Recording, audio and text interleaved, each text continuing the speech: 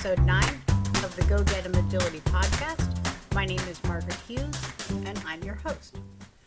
Today, I'm talking about agility equipment. Old equipment versus new, professionally made versus DIY or do-it-yourself equipment, and kiddie-style equipment versus professional or practice equipment made specifically for dog agility versus kiddie style made for kids. Let me start with old equipment versus new equipment. Dog agility debuted in England in 1978. It came to the United States in 1986. So in the last 40 years, the equipment has changed, and some of it has changed quite drastically. Others have just had some safety improvements that have helped our dogs along the way. Because agility has a pretty good history now, there's also a lot of equipment on the market in the used market that is dangerous or not recommended for using for dog agility anymore. So I want to caution you that while there may be some good priced equipment out there, it may not be advantageous to jump on it because of the safety factors involved and the reasons that it was removed from dog agility to begin with. Let me go through the equipment and give you a rundown on old versus new, kiddie style versus professionally made, and then professionally made versus do-it-yourself obstacles. So let's start with jumps. Back in the day, they used to be made with steel or metal that was all one piece, and so you could literally pick up the entire jump with one hand. And the advantage of having that is that they didn't fall over easily. And so, in windy conditions, the metal stood up, the one piece element stood sturdy. The downside to it, and the reason why we have phased them out of agility, is because they didn't move. And when dogs would hit them, they would injure the dog rather than the jump falling apart. And so there are a lot of jumps out there that are made of metal. The jump cups are made of metal. I personally had one of my dogs just an inch below their eye.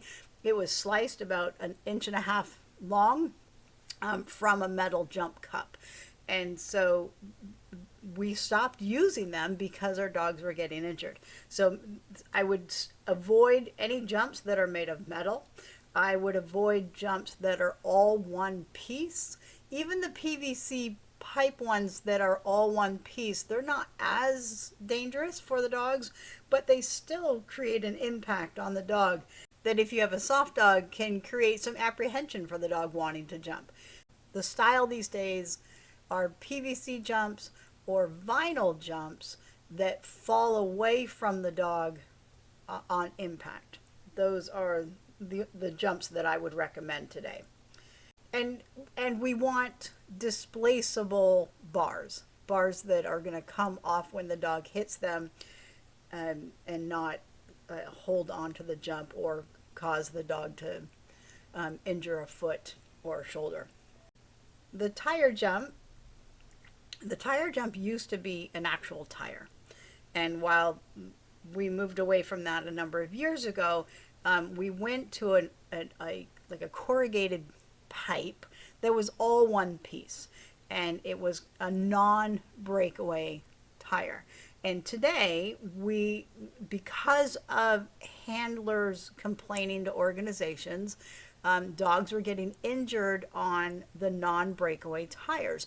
They would not jump properly. They would get their stomachs or their chest hung up on the tire, and the entire frame of the jump would come down on the dog. So it caused some injuries, or it would flip the dog out of the tire. So some of our most serious injuries were with the tire jump before it became a breakaway tire. So the breakaway tire, and there's a lot of different varieties of this. There is still the corrugated pipe breakaway that's attached with magnets. There's also one called a saloon door tire. A lot of organizations still use the metal tire frame, but the tire itself is displaceable or breaks away, which would be the equivalent of a drop bar. Because most organizations, if not all, have moved to the breakaway tire, there are a lot of the non-breakaway tires on the market. So if you come across a non-breakaway tire, I would either modify it so that it can break away, or I would walk away from it and not bring it into my training equipment list. Let's talk about tunnels. Tunnels, there is a lot of kiddie style tunnels, and I believe that they were originally made for children. And these are lightweight fabric type tunnels that are with a wire that like it pops open, it springs open. And these tunnels, while they're great for children, they are not great for dog agility dogs. And they're not great for a lot of reasons. The biggest one is that they're not secure enough, and the fabric that they're made of is not sturdy enough to take on the weight of a fast-moving animal. And what happens is dogs that are trained on kiddie-style tunnels, they're not allowed to gain the speed and the traction that they want to gain, and so they slow down. And it's one of the main reasons that dogs slow down and become less driven in agility is with these kiddie style practice tunnels. Dogs need the ability to grab and rip and push off the side of the tunnel without feeling like they're stepping into a sand pit. And the kiddie style tunnels allow for too much movement, and that will in turn slow the dog down because they're worried about pushing hard off the side. So I am not a fan of the kiddie tunnels. I would not use one for a strong dog for sure. I wouldn't use one for a little dog either, because we want our equipment to be safe and sturdy for them. And for a timid dog that's worried about the equipment, the last thing you want it doing is moving on them. We want our tunnels to be secure, which will allow for speed, which will allow for confidence, and less injury. I should have led with injury.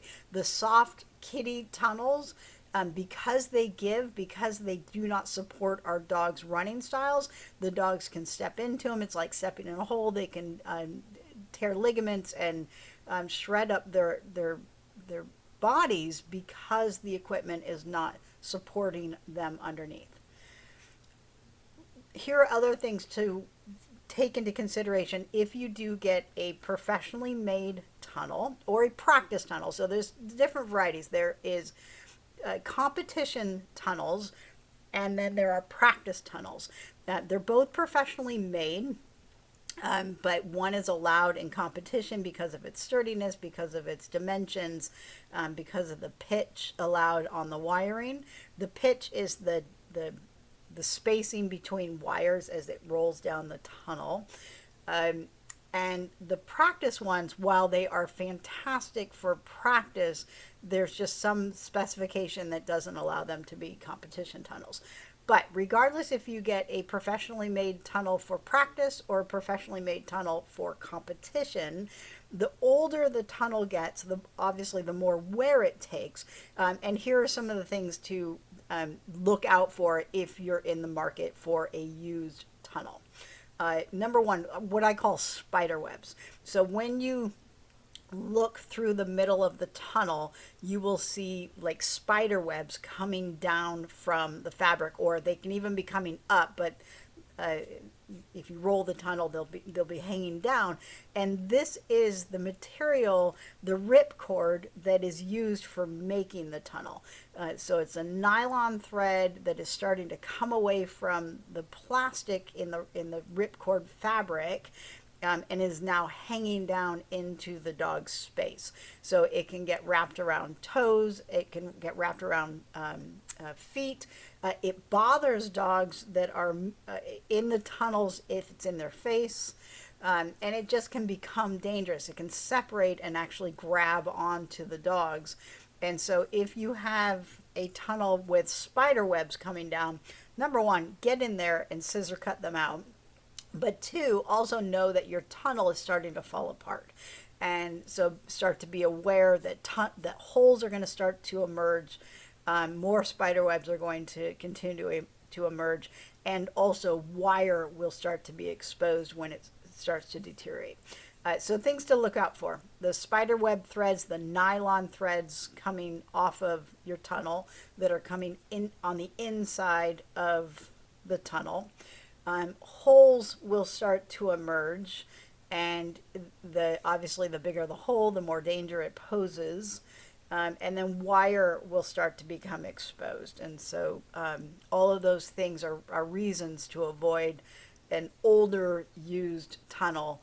And every tunnel manufacturer, they kind of differ in their wear and tear of this. And so some tunnels, while they may only be a few years old, if they've been sat out in the weather elements, they're going to take on more of these poor characteristics of spider webs, holes, and wires exposed than some of the older, better made tunnels.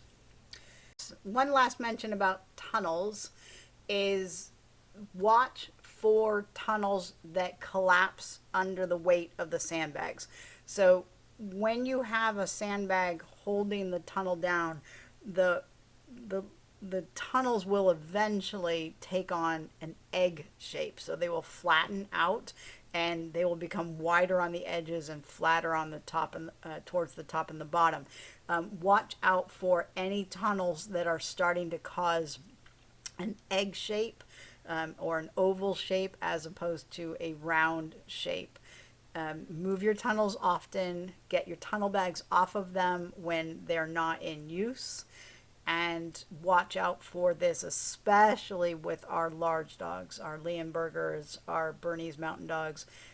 They deserve to have a full 24 inches to crawl through, and the narrowing of the tunnel due to the tunnel bags is just not fair to our large dogs, especially on these 20-foot long tunnels. So watch for your tunnels collapsing over time, with the weight of the sandbags. They will change shape. So move your tunnels often and get your tunnel bags off of your tunnels when not in use. In the arena of tunnels come tunnel bags. And it used to be that we would just throw milk carton jugs filled with water or pebbles with a piece of rope over a tunnel, and that would secure our tunnels. There have been some serious injuries with a small piece of cord holding the tunnel bags together. What happens is when you are putting your tunnel bags on, the thinner the cord that's going across, or the thinner the fabric that is going across your tunnel, over the top of your tunnel, that will, if it's not across a rib, a wire rib, then it can pull the fabric down into the dog's space. And so if you're, imagine that you have a piece of fabric and it is basically a canyon. The cord from the tunnel bag is causing a canyon into that fabric. That canyon is now in any big dog's range as they're coming through the tunnel. And so if it's on exit, they may be rubbing their back and their head right up along the top along the top of the tunnel, and then as they're exiting, they come into this fabric that is hanging down or being pushed down and secured down by sandbags or pebble cartons, and it whacks the dog in the nose. So be very careful that when you are looking at your tunnel bags, the wider the fabric, and me personally, I wouldn't go any wider, or sorry, me personally, I would not go any thinner on my fabric going across the top of my tunnel than 4 inches. I personally have tunnel bags that are upwards of 12 inches. That's my preference. It goes over 3-4 of the ribs, which helps to hold the fabric up out of the dog's space as they're running through. I don't want anything obstructing my dog as far as tunnel bag fabric pulling down into their space. So we want to open those tunnels up as much as we can and not allow any fabric to drop down into the dog's running space. Let's talk about contacts. Older contacts, so our contacts are the dog walk, the A-frame, and the teeter. Also in the contact category is also the table. But let's talk about our three big running contacts. So A-frame, dog walk, teeter. For older style contacts, you want to watch out for dry rot on any wood surface that is used. So most of them are some form of a metal base. I've seen PVC bases, but your metal bases, and generally, and it used to be that we use wood for the running surface. Now we're using more of a composite material with rubber on top of that. But our old contacts were wood based, and so that wood base, you want to make sure there's no dry rot in there, especially if it's covered with rubber. You want to make sure and push down on all areas or look underneath for any dry rot, and make sure that your wood surface is stable even underneath any rubber skins that may have been glued on. So watch out for dry rot. The older contacts also, if they aren't covered with a rubber skin, they may be covered with a sand paint mixture. And me personally, I would never go the sand paint mixture ever again. That is how my original dog walk and A-frame were covered, but now we know better. Dogs are slipping too much. They're slipping on the surface. There's not enough grip on the sanded surface. And what will happen if we continue to use the sanded surface is dogs will run slower because there's less stability. There's more cause for injury. And definitely be careful on wet, damp days, because that sand is not going to help them nearly as much as the rubber is. So I would avoid any sanded running boards on any of my contact equipment. The other thing is slats. So you have slatted and slatless contacts, meaning that there's either ridges about 12 inches apart on either your A-frame or your dog walk. Most teeters do not have slats, but the up ramp and the down ramp of the dog walk do, and the A-frames generally do.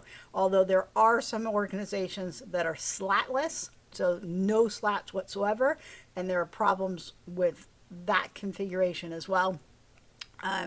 So while I'm not a fan of slatless equipment other than the teeter, there are slats that we used to use.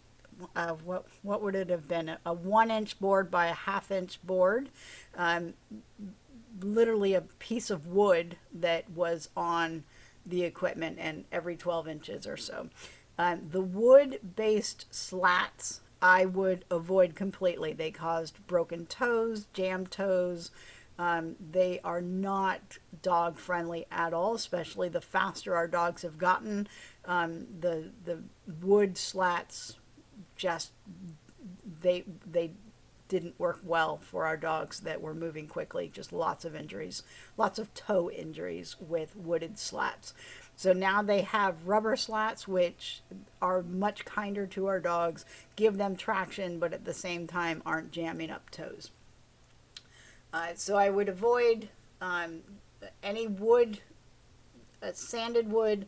I would avoid dry rotted wood, or at least replace your dry rot. As far as the base goes, watch for rust in your bases and the splitting of the metal. So if you live in a rainy area, you're likely to have pooling water inside of your contact equipment, inside the legs, which will cause the metal to rust. And so be aware of that. All right, so the last contact equipment would be the table, which some people put it in the contact group and others don't, but it technically is a contact obstacle. For the table, the surface they use, again, along the same lines as the other contact equipment, watch for dry rot on any wood surface.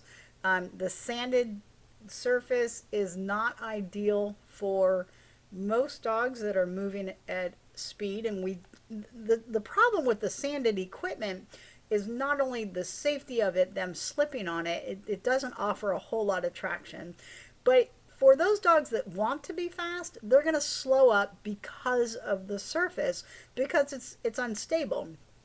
And so the sanded surface doesn't offer the confidence building that we want, and it just leads dogs to slow down, to be not confident in their equipment, which causes them to really not enjoy the game.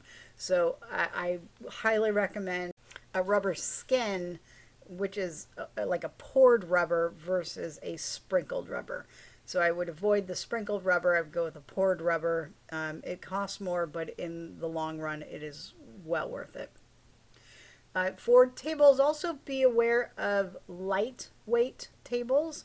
There are tables out there with a PVC base that, with our bigger dogs, with our 20-inch and 24-inch dogs, them jumping up onto the table, the whole table can actually tip over on them because they're putting on the brakes and their weight is shifting the whole table over. So if you have a large dog with a PVC base, I highly recommend you either sandbag it or throw sand in the base, period, which will make it harder to move, but safer for the dog. So there's one organization out there that uses hoops. These are like hula hoops that are on fixed bases. So this is an all-in-one piece equipment that the dogs run through, like a hula hoop.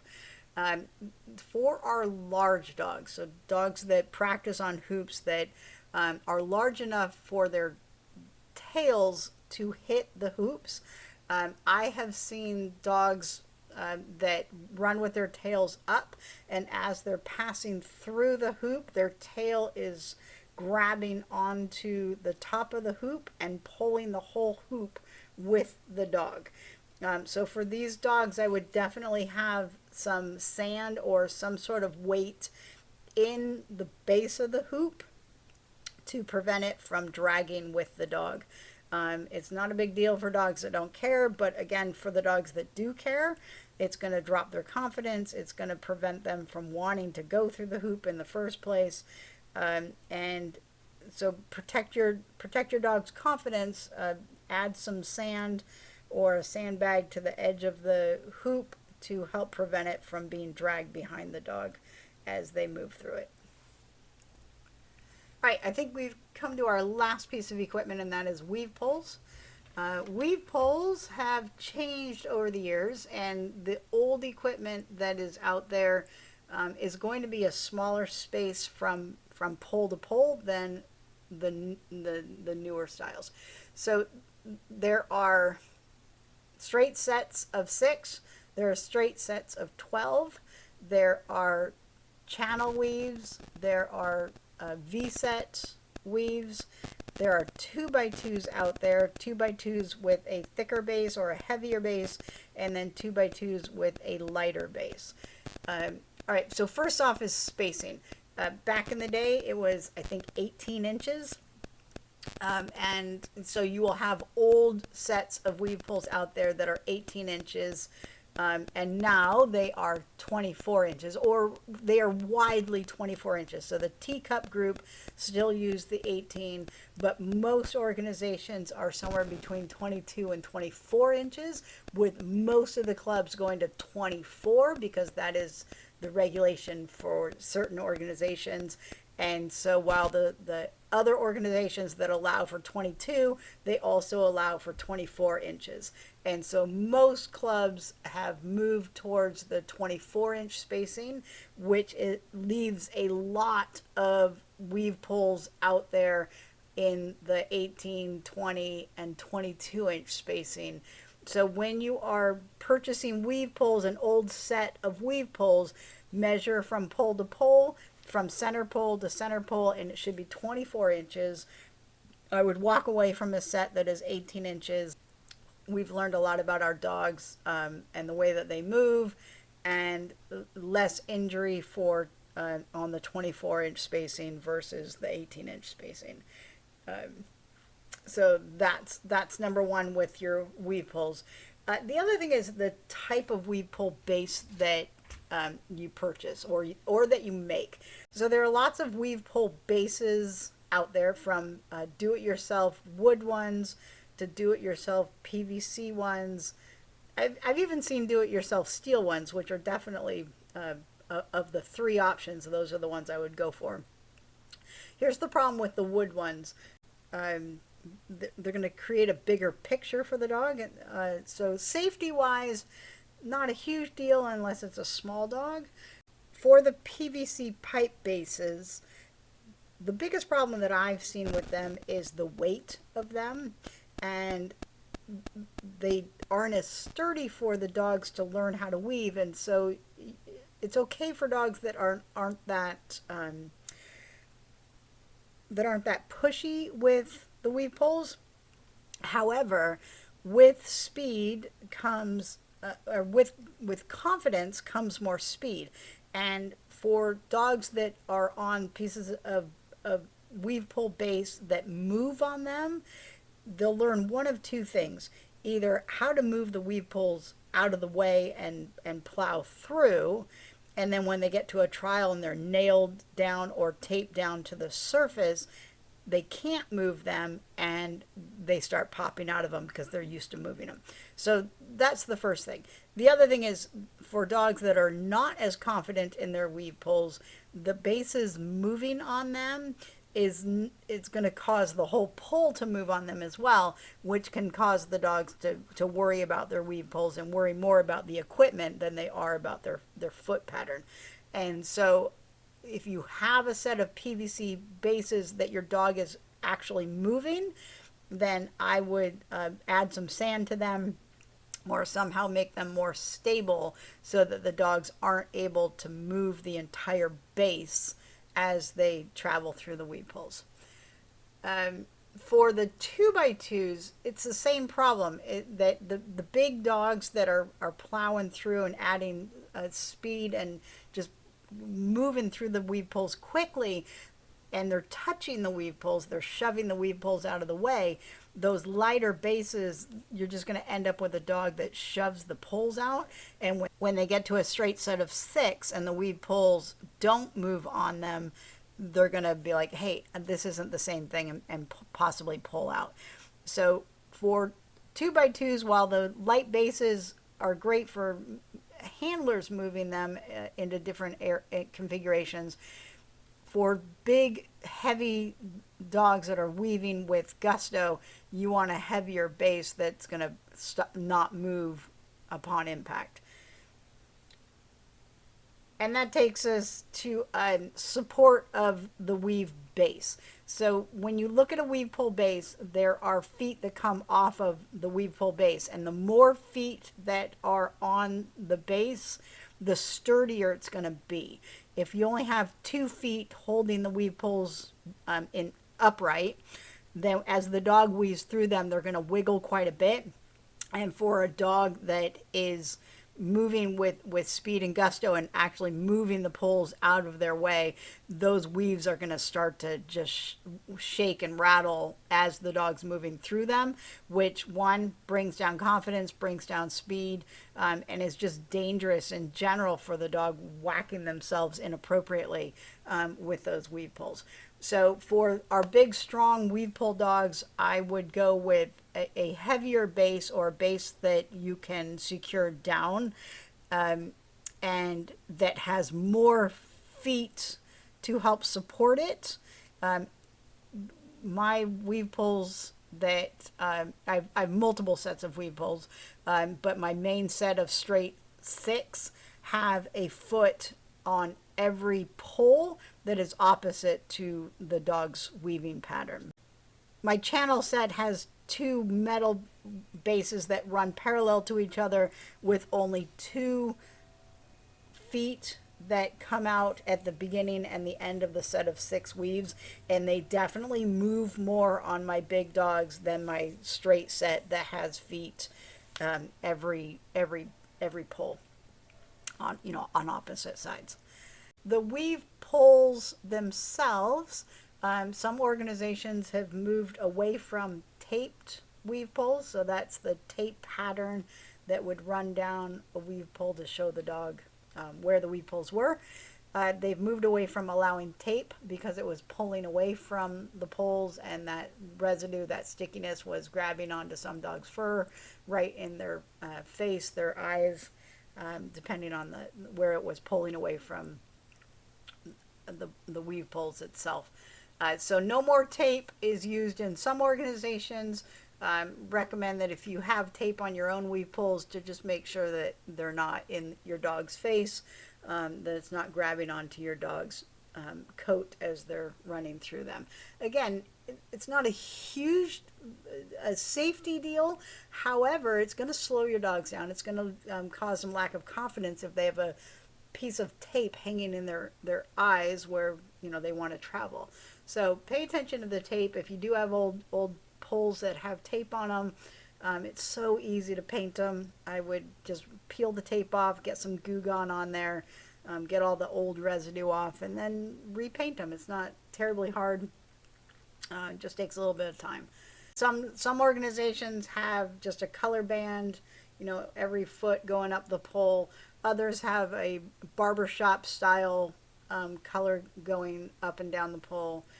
Others have solid colored poles. So any of those are acceptable. All right, I think I've covered all the equipment. Let me just go back to old versus new. Obviously, you're going to save a little bit of money on the older equipment, but just be careful of all the old stuff that's out there that is no longer allowed in competition. Professionally made versus DIY. There are some things that are easy to make DIY. Jumps with PVC, it's easy to make. It's going to cost you about $35, $55 for either a winged or wingless jump, but it's definitely doable. With PVC anyway for me. The vinyls are really nice, but harder to make. Stay away from any of the kiddie style equipment, especially those tunnels. They are just not safe for our dogs doing actual agility with speed and wanting the dog to feel safe within that tunnel. And then practice versus competition style. It's fine to do practice, but if you're going to spend that kind of money, you might as well go with the competition, and it'll last you a little bit longer, safer for the dog. And the resale value on a competition grade equipment is much better than the resale value on the DIYs or the kiddie style equipment. All right, that's it. Be careful of any old equipment out there. Please like and subscribe to my Go Get 'em Agility podcast. Please like and subscribe to my YouTube channel. Happy training. Woof woof.